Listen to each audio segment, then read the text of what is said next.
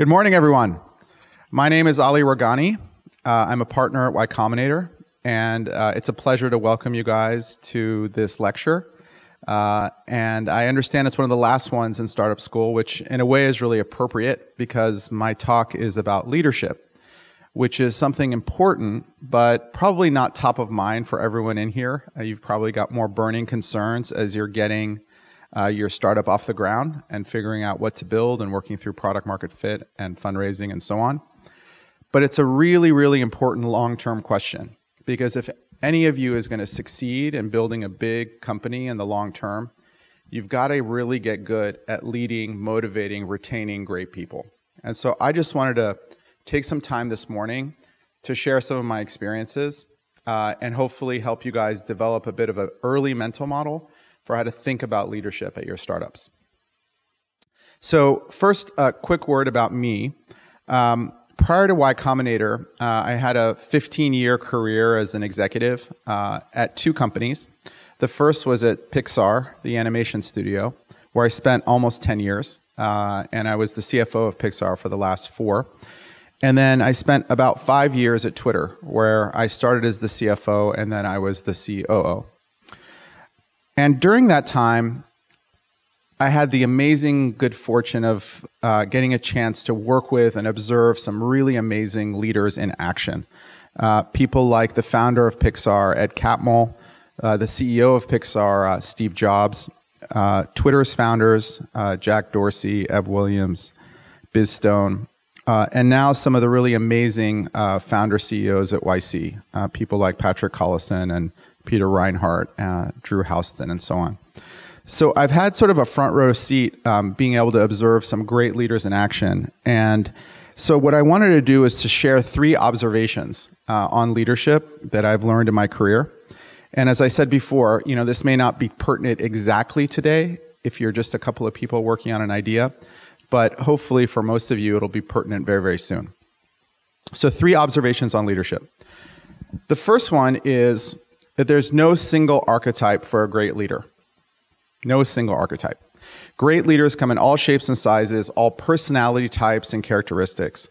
And I say this from personal experience because it was a big lesson for me.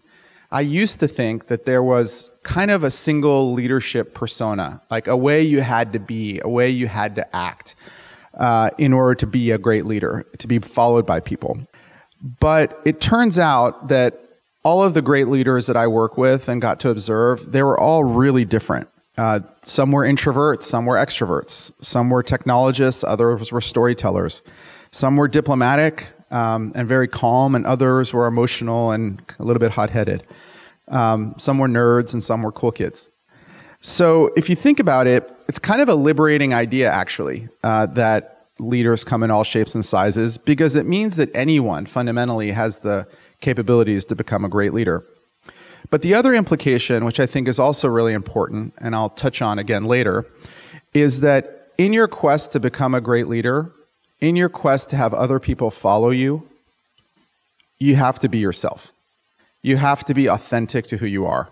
You can't try to be someone else if you want to be a great leader. You can't try to imitate Steve Jobs and hope that, you know, people will just kind of think that you are Steve Jobs.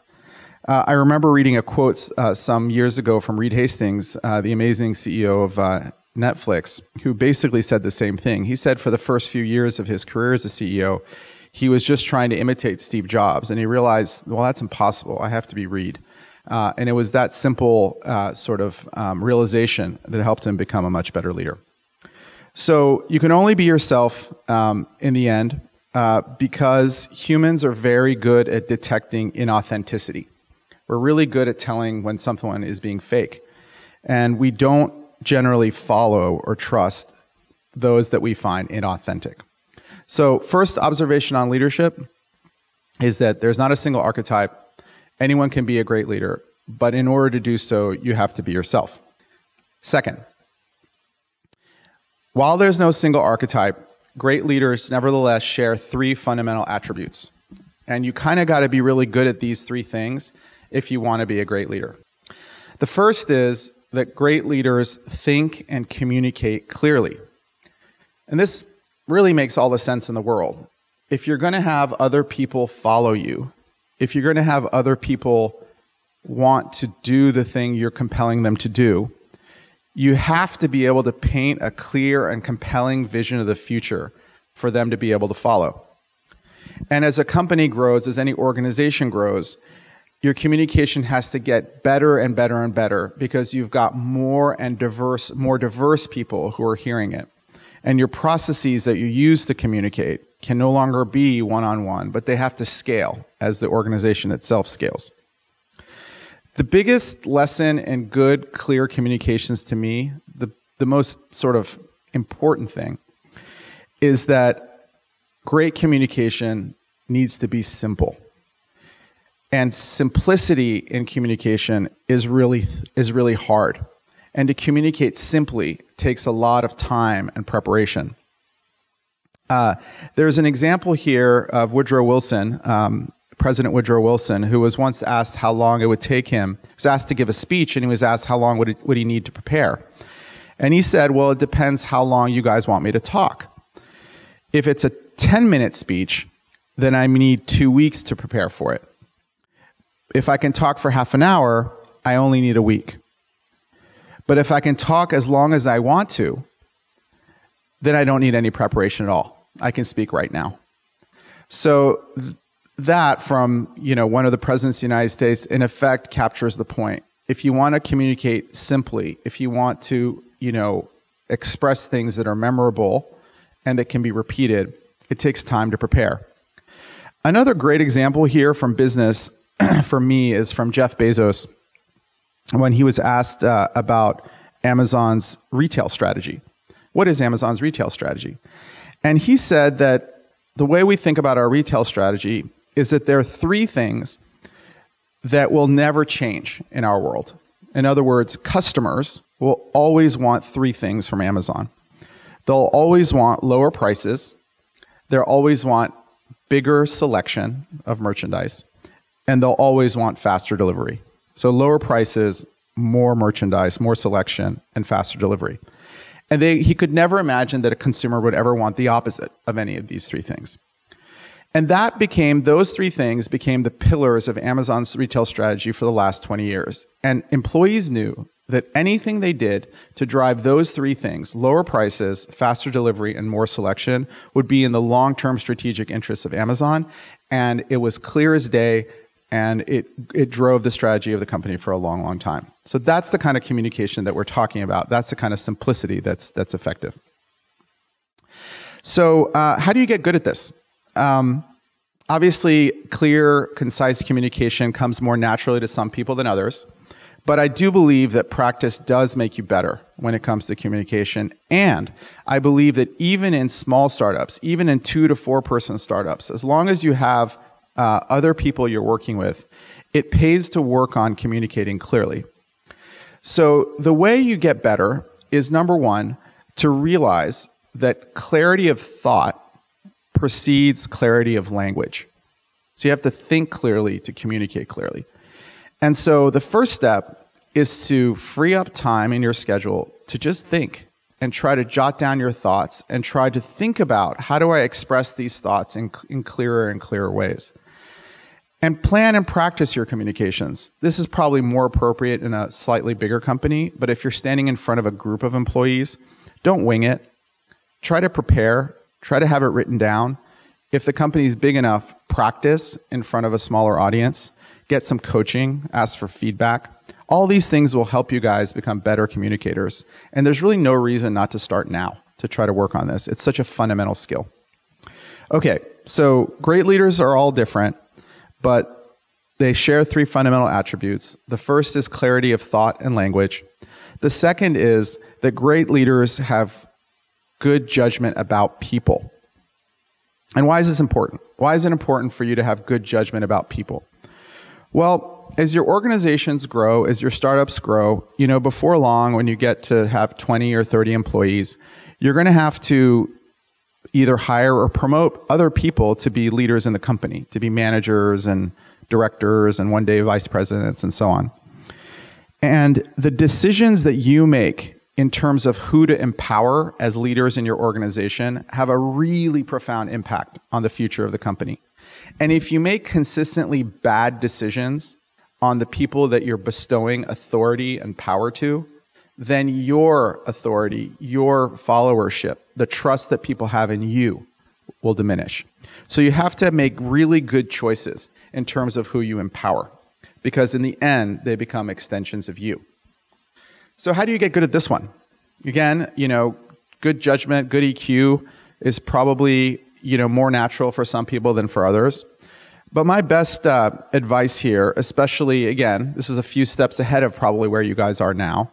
But when you're starting to recruit for any position in your company, you should try to meet a lot of people. You should put real time and energy into it. You should try to even meet people who you have no hope of hiring, because it's important to kind of get a sense for what really great leaders are like, what great engineering managers are like, what great sales leaders are like, etc. And just talk to them about their jobs and their backgrounds and how they came to be where they are. Ask them about how they lead people, what they think goes well, doesn't go well. This type of kind of educational interview will really help you, will really help hone your judgment about what's good and what's bad and who's good and who's bad. And don't think that you're wasting time in doing this. Many of you will be hiring senior people one day for the first time. You'll never have hired a CFO before. Don't cut corners. Spend time meeting people and honing your instincts. The other thing I would say is, as you guys start to grow your companies, you're obviously going to have to hire and recruit a lot of people, and some of those people will not work out. Just make sure that you view the hiring process as something that you can learn from every single time. And just be very diligent in terms of learning, who you hired, why you hired that person, what went right, what went wrong, in terms of their original hire, their onboarding, and their career at the company. Be self-reflective about the development of people in your organization and your own choices as to who you're empowering with authority. Okay, last thing that great leaders have in common. Great leaders have strong personal integrity and commitment. That means standing for something meaningful beyond themselves and being motivated by things outside of their narrow personal interests. It means avoiding behavior that diminishes trust, diminishes credibility in a leader, like favoritism, conflicts of interest, inappropriate language, inappropriate work relationships, etc.